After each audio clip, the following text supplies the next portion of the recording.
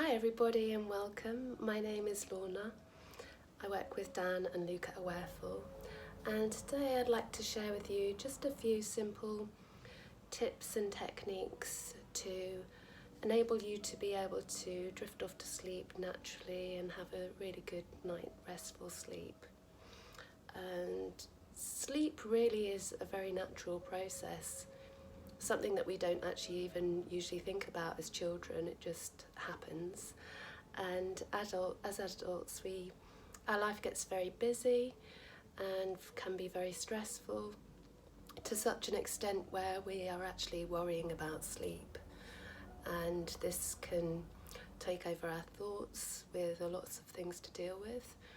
So just to begin, really, I suppose I wanted to talk to you about what's happening during sleep. So there are two parts to sleep. There's the slow wave sleep, which is where the body will rest and repair itself, muscles regenerated, hormone levels. And then there's REM sleep, which is another part of the sleep where the brain is more active, and this is where you will be dealing with the emotional arousal from the stresses of the day. So what can happen is when you've got a lot to deal with and a lot on your plate, then the sleep pattern gets out of balance. So you can have a lot more REM sleep and a lot less slow wave sleep. So even if you do manage to get off to sleep, then you can still wake up and feel exhausted. So I know that there's been plenty of times in my life, and we all have this, where we'll have a lot on our plate, a lot of stresses to deal with, and the sleep pattern gets out of sync. So really, I just wanted to share with you some tips that I've learnt along the way that have actually helped me to be able to sleep much more consistently and effectively, so that I can wake up fresh and ready for the next day. So there'll always be stresses and different challenges in our life, and it's possibly about learning ways to deal with those stresses and worries. So I do talk in another video about a very simple technique called Let Go to deal with worries, so you may want to check that out. So I guess it's about sort of setting up a really good sleep hygiene, a really good routine around nighttime, bedtime. So you're actually preparing your body for sleep before it actually happens. So avoiding, I mean, you probably know a lot of these things anyway, but just trying out different things you may find helpful. So avoiding watching anything that's really quite stimulating, perhaps turning off your television an hour before you go to sleep at night.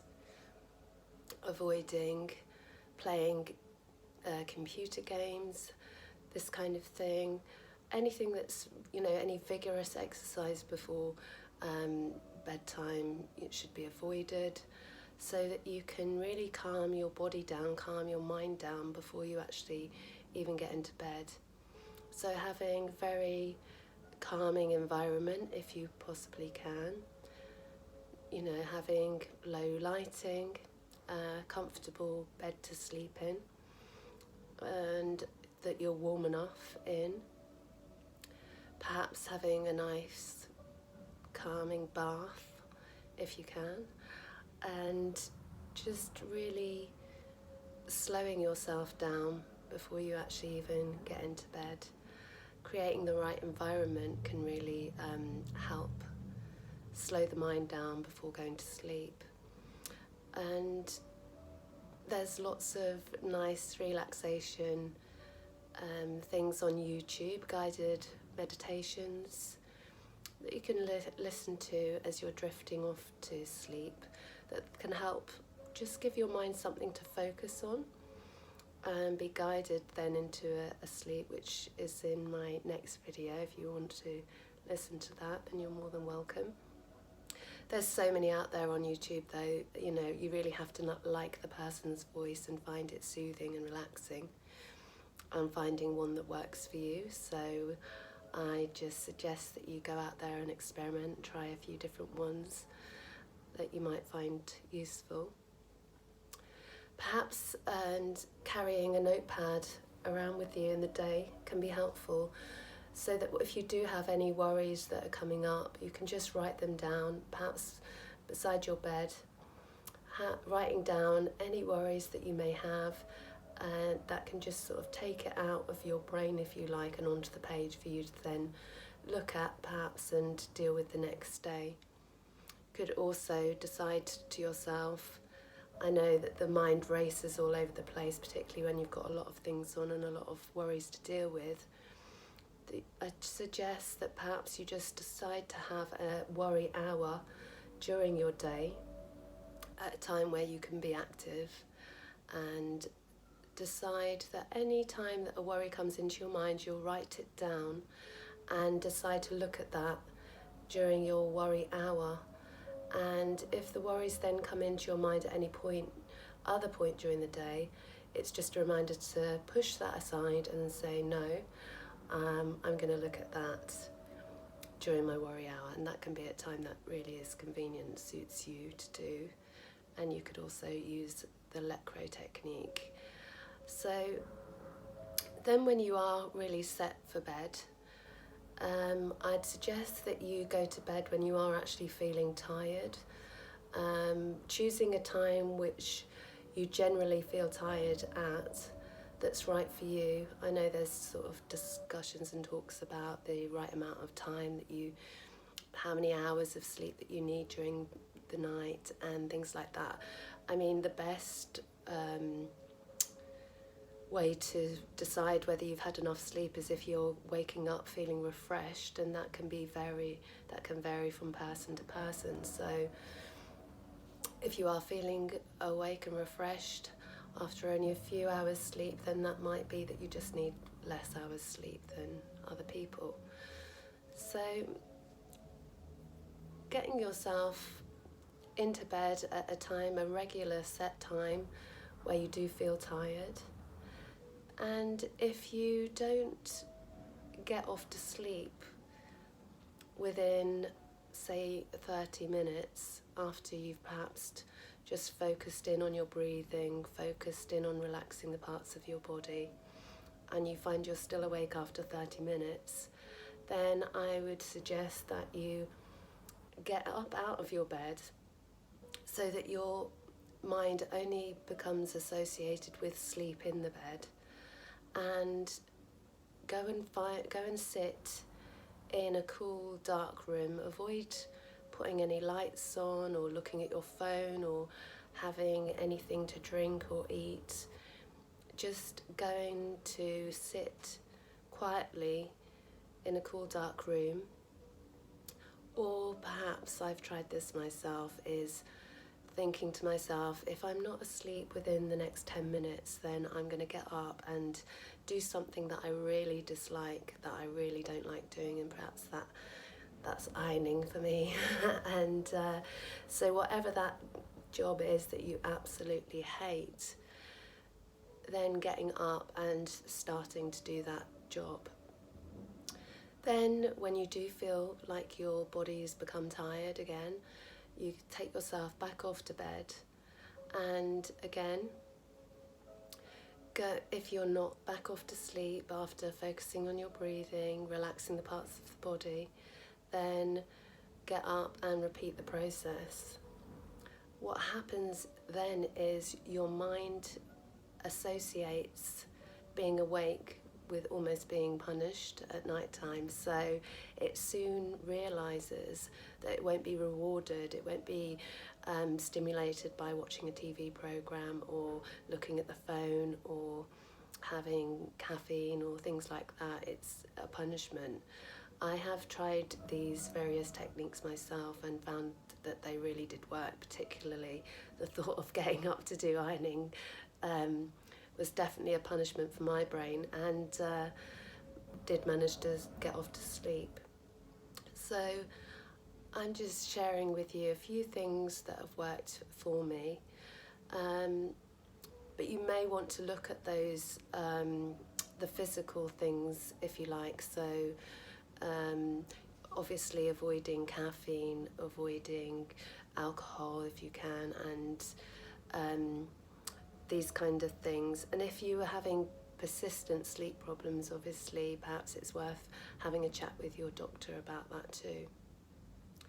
So I just invite you now to think about what your routine might look like, your healthy bedtime routine.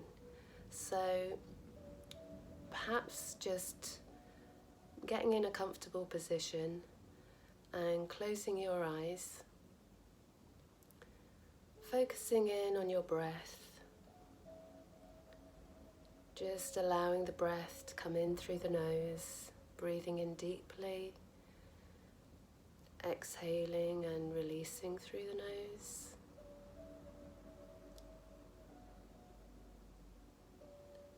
And then in your mind's eye, imagining yourself, preparing yourself for bed. So the room is comfortable and you're comfortable and warm enough in your bedtime attire. You've turned off, you can see yourself just turning off the television at least an hour before you're going to sleep, or watching something that's very calming, very relaxing, and you can see yourself perhaps having a nice relaxing bath, or maybe just sitting and reading. Anything that's going to calm and relax your body. You notice the time as the time that you've chosen for yourself to go off to sleep. And your body feels tired and you're ready for bed. You can slip inside your bed, you can see yourself getting inside your bed and just allowing your body to feel supported by the mattress. You notice that you remember to focus in on your breathing, just slowing the breath down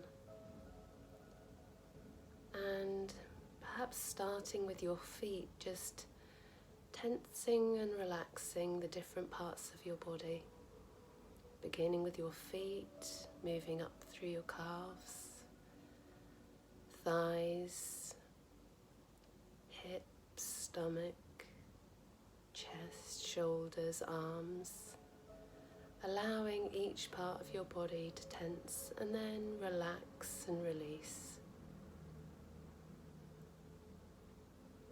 And perhaps you've chosen to listen to a guided visualization before sleeping.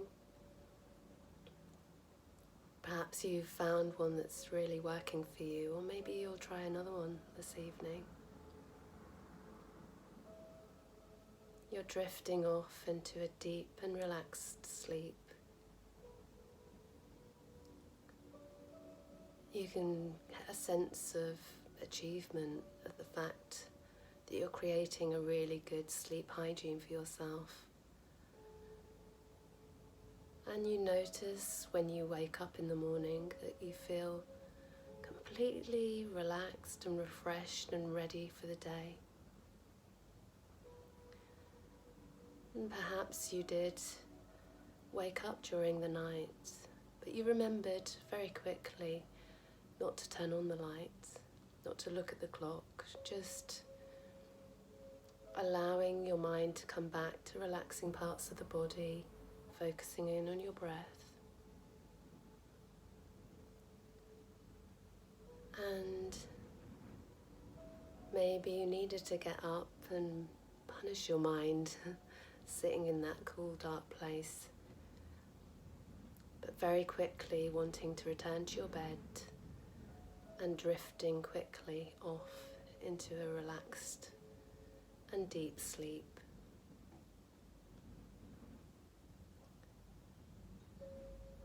And now just slowly coming back into your body, into this present moment. Perhaps just wriggling your fingers and toes. Breathing in some energy into your body, getting yourself ready for the rest of the day. And slowly and in your own time, you can open your eyes. Thank you all so much for joining me today. I hope this has been helpful on some level. Namaste. Enjoy the rest of your day.